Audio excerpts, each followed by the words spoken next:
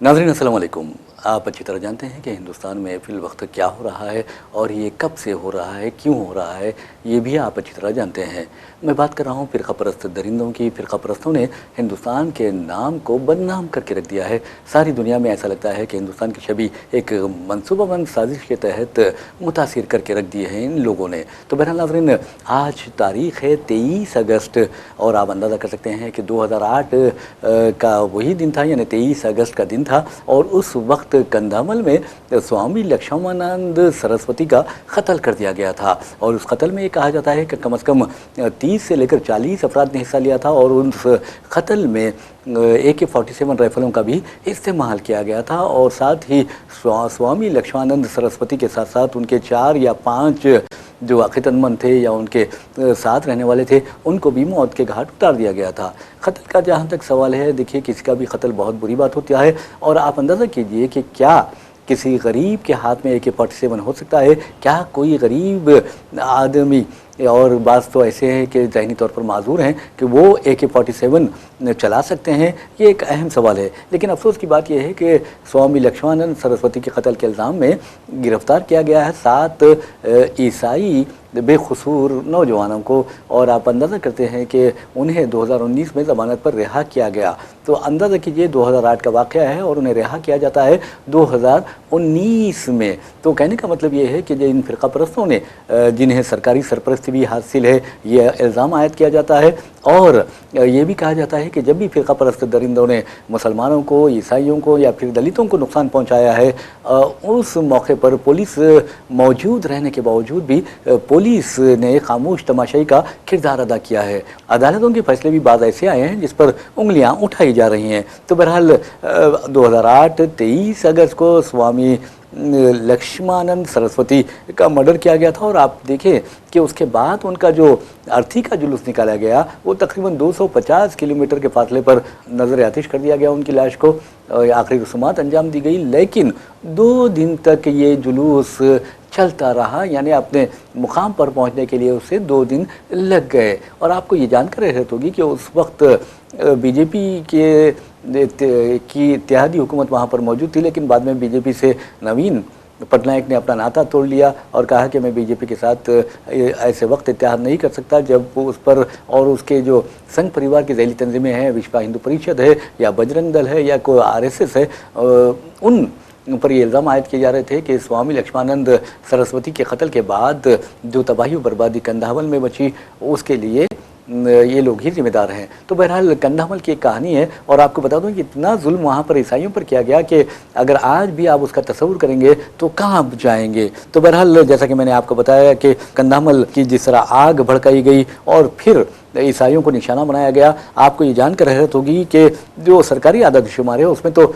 हलाकतों की तादाद 40 के करीब बताई गई है, 33 बताई गई है। लेकिन बाद में कहा गया कि कम से कम 100 ईसाई अपनी ज़िंदगियों से महरूम हो गए, उन्हें इंतहाई बेदर्दी से कत्ल किया गया। 345 गिरजाघरों को तबाह बर्बाद कर दिया गया, आग लगा दी गई और उनका नामो निशान मिटाने की कोशिश की गई थी। इसके अलावा ये भी कहा गया कि 6000 से लेकर 6500 मकानात को पूरी तरह लूट लिया गया था, उन्हें मुनहदिम कर दिया गया था, उन्हें जलाकर खाकस्तर कर दिया गया था। इसके अलावा ये भी कहा जाता है कि 56,000 लोग बेघर हो गए थे। लेकिन बाद में जो रिपोर्ट्स आई है उसमें बताया गया कि ये जो आदद शुमार हैं वो मुकम्मिल नहीं है, बल्कि स्वामी लक्ष्मानंद सरस्वती के कत्ल के बाद तकरीबन 600 देहातों को लूट लिया गया था, 50,000 बेघर हो गए थे लोग। और दूसरी रिपोर्ट्स में ये बताया गया कि 1800 लोग ज़ख्मी हुए थे। इसके अलावा आपको ये भी बताना ज़रूरी है कि ईसाई मुखालिफ फसादात में 40 से ज़्यादा ख़वातीन की इस्मतें लूटी गई थी। तो आप अंदाज़ा कीजिए कि जो फ़िरका परस्त दरिंदे हैं, औरतों को भी, यानी उनकी इस्मतों पर हमला करने को भी हथियार के तौर पर इस्तेमाल करते हैं।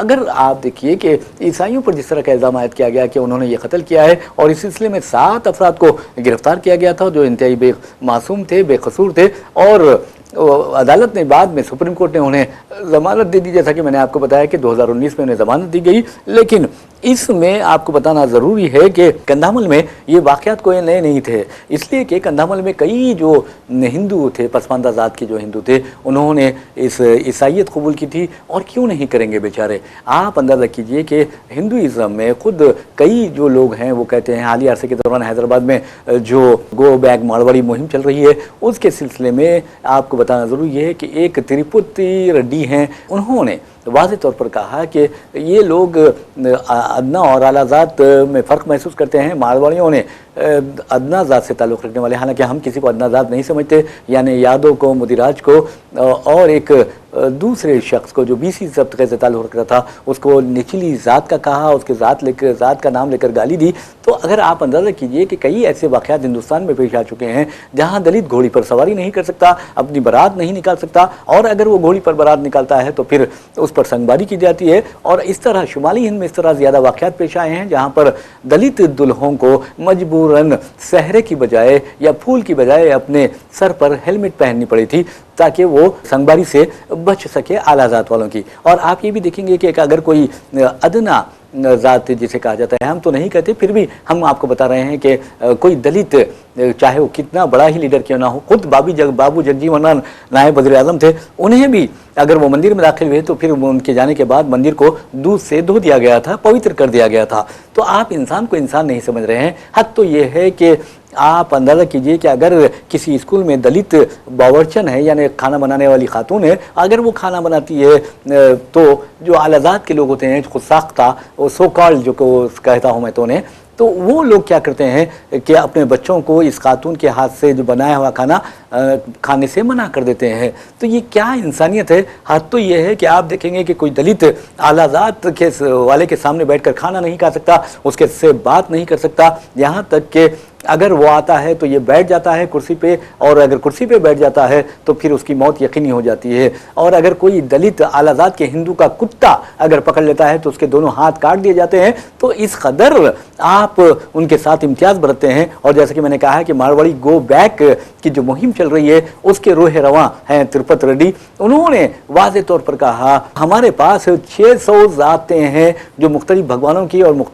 مختلف مندروں میں پوجا کرتی ہیں۔ تو بہرحال ذات پات کا اگر جو نظام ہے، اگر آپ دلتوں کو انسان نہیں سمجھتے، صرف فائدے کے لیے ہندو کہتے ہیں، تو پھر کیا فائدہ ہے؟ اسی لیے دلت جو ہیں وہ اپنا مذہب چھوڑ رہے ہیں، عیسائیت قبول کر رہے ہیں، دامن اسلام میں پناہ لے رہے ہیں، اور انہیں پریشانی ہو گئی ہے کہ ہمیں کیوں چھوڑ کر یہ جا رہے ہیں۔ تو بہرحال سوامی لکشمانند سرسوتی نے بھی اسی طرح کا کام کیا تھا، اور آپ کو بتا دوں کہ تقریباً 81 ایئرس ان کی عمر تھی، اور اس بیچارے کو بڑی بے دردی سے مار دیا گیا۔ تو بہرحال کس نے مارا، کیوں مارا، یہ بعد میں پتا چلا کہ ماویسٹوں نے انہیں مارا، اور اس سلسلے میں ایک ماویسٹ کو گرفتار بھی کیا گیا تھا، اور اس کے باوجود بھی بے قصور عیسائیوں کو جیل میں کئی برسوں تک بند رکھا گیا، اور 2019 میں انہیں ضمانت پر رہا کیا گیا۔ لیکن جیسا کہ میں نے آپ کو بتایا ہے کہ وہاں پر جب یہ سرسوتی کا دیہانت ہوا، یعنی اس کا مرڈر ہوا، اس کے بعد آپ دیکھیں گے کہ بہت عیسائیوں پر ظلم ڈھائے گئے، اور یہاں تک کہ کئی عیسائی خاندانوں کو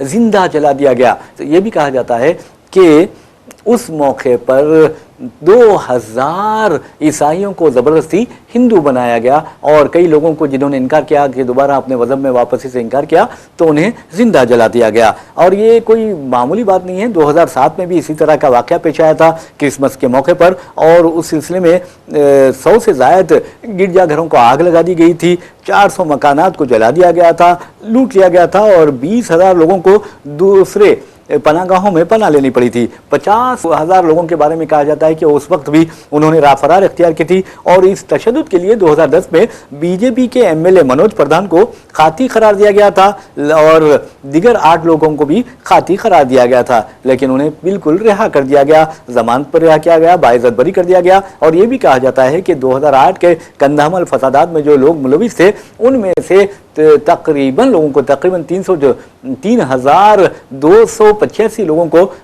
باعزت بری کر دیا گیا۔ تو بہرحال ناظرین، آپ کو بتا دوں کہ جس انداز میں کندھامل میں جو فسادات کی تاریخ ہے، 1980 میں بھی یہ فسادات ہوئے تھے، اور اس پہ کہا گیا تھا کہ عیسائی جو لوگ زیادہ ہو رہے ہیں ان کو سبق سکھانا ضروری ہے۔ 1990 میں یعنی 1990 میں بھی اس طرح کے واقعات پیش آئے تھے، 2000 میں بھی عیسائیوں کے خلاف تشدد برپا کیا گیا تھا۔ ویسے بھی ناظرین، آپ کو بتا دوں کہ ہندوتوا تنظیموں نے ईसाइयों को स्वामी लक्ष्मानंद सरस्वती के कत्ल का जिम्मेदार करार दिया, लेकिन बाद में आपको मालूम हुआ कि खुद माओइस्टों ने इसकी जिम्मेदारी कबूल की और कहा कि ये एक कलंक था माशरे पर। तो बहरहाल ये कहना कि जिन 7 ईसाइयों को बेकसूर ईसाई थे जिन्हें गिरफ्तार किया गया, जिन्हें हाई कोर्ट ने सजाए उम्र कैद सुनाई थी और सुप्रीम कोर्ट ने, हम सलाम करते हैं सुप्रीम कोर्ट 2019 में उन्हें जमानत पर रिहा किया, उनमें गडनाथ चलन सेठ एक है, दूसरा विजय कुमार श्याम सेठ है और बुद्ध नायक के साथ साथ चौथा जो मुलजिम था सनातन भूम जी है और दुर्याधन